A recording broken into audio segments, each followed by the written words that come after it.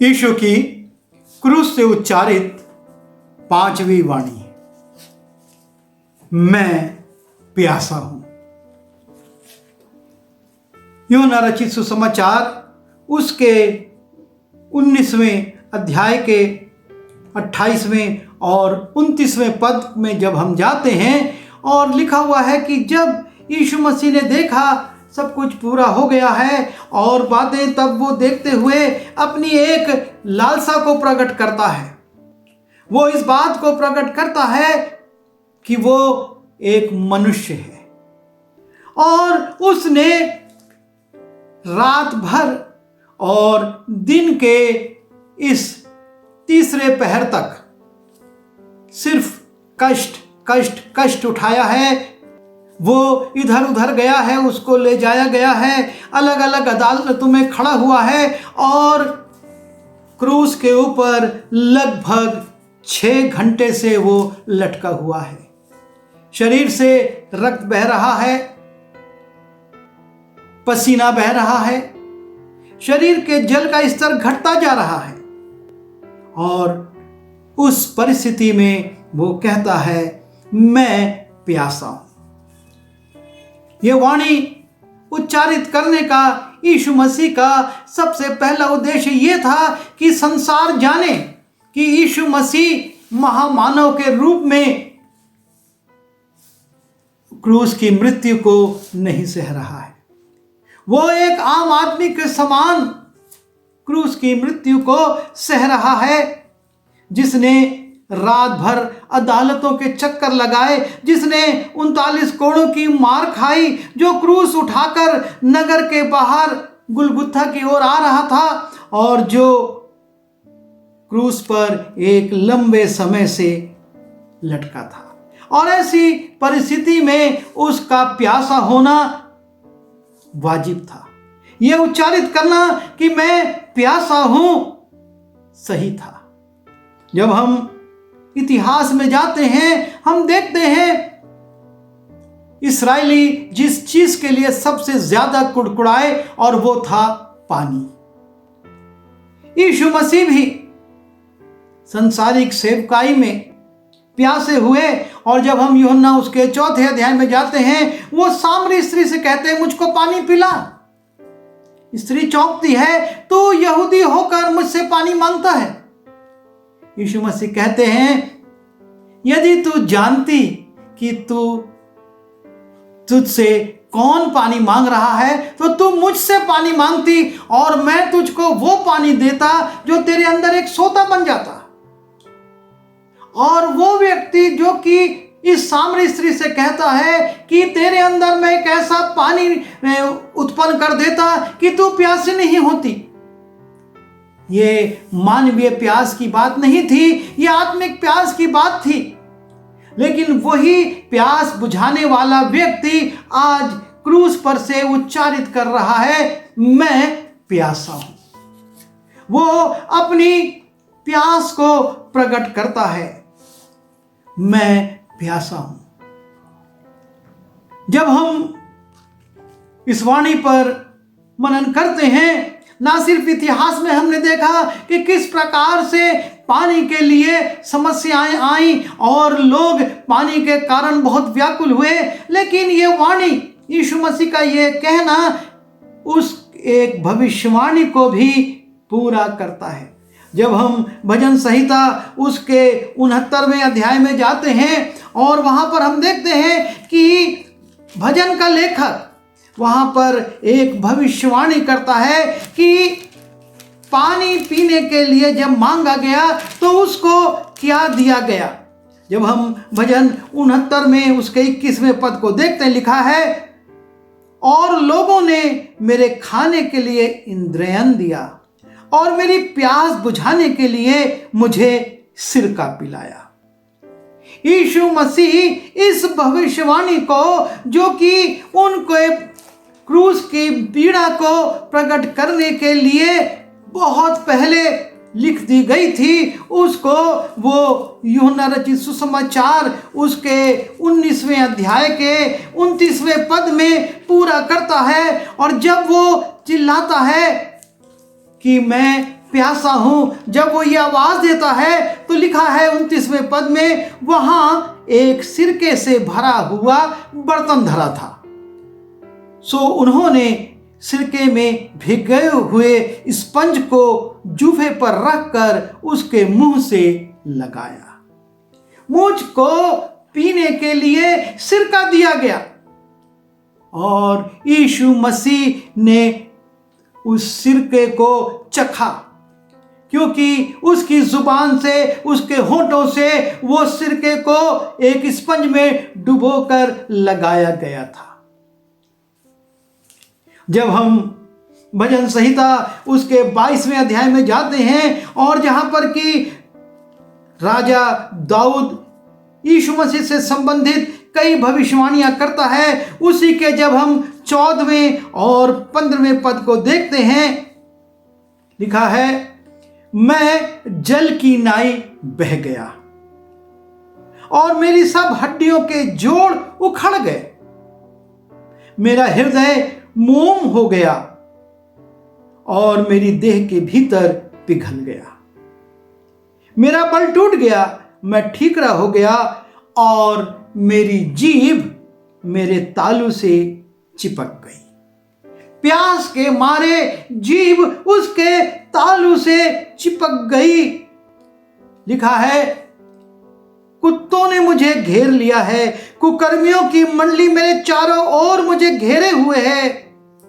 वो मेरे हाथ और पैर छेदते हैं।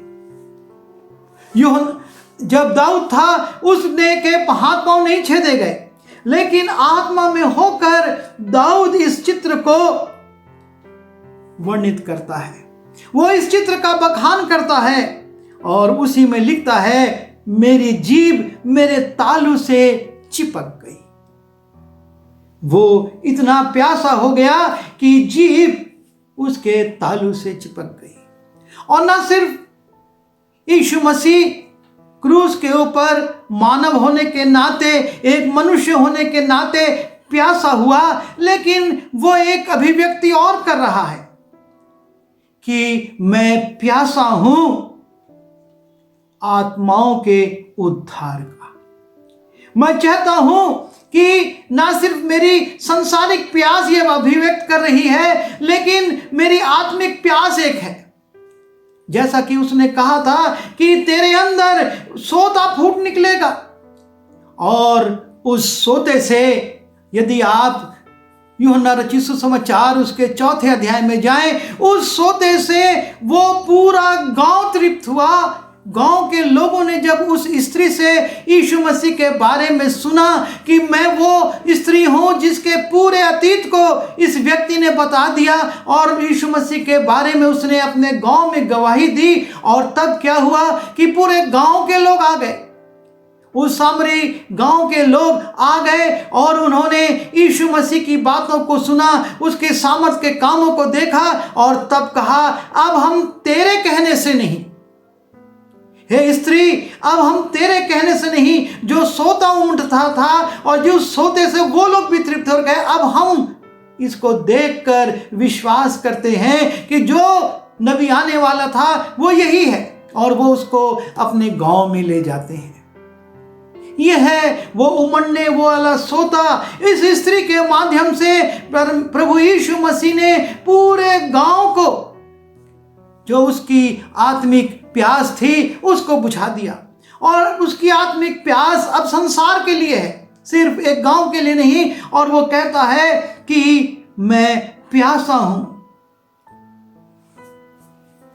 हम जब यूहन्ना में इस बात को पढ़ते हैं, हमको एक तसल्ली मिलती है। यूहन्ना रचित सुसमाचार उसके 4थे अध्याय के 14वें पद में यीशु मसीह इस स्त्री से बातचीत करते हुए उससे कहते हैं कि जो कोई उस जल में से पिएगा जो मैं उसे दूंगा, वो अनंत काल तक प्यासा ना होगा। अर्थात अनंत काल का जीवन दिया जाएगा जब यीशु मसीह से उद्धार प्राप्त होगा।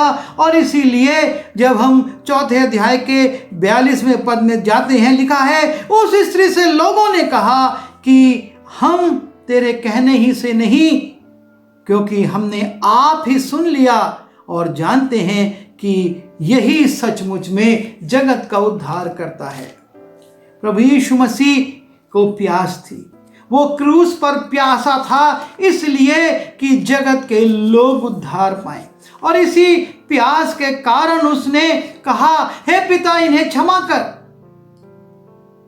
ये नहीं जानते कि क्या करते हैं। और इस वाणी को जब वो व्यक्ति जो कि क्रूस के सामने खड़ा था, वो सिपाही सुनता है, और जब यीशु मसीह अपने प्राण को परमेश्वर के हाथ में दे देते हैं, वो कहता है सचमुच में ये परमेश्वर का पुत्र था। वो आत्माओं को जीतने का काम यीशु मसीह क्रूस पर भी कर रहे थे, और आज भी उसकी प्यास जो है बरकरार है।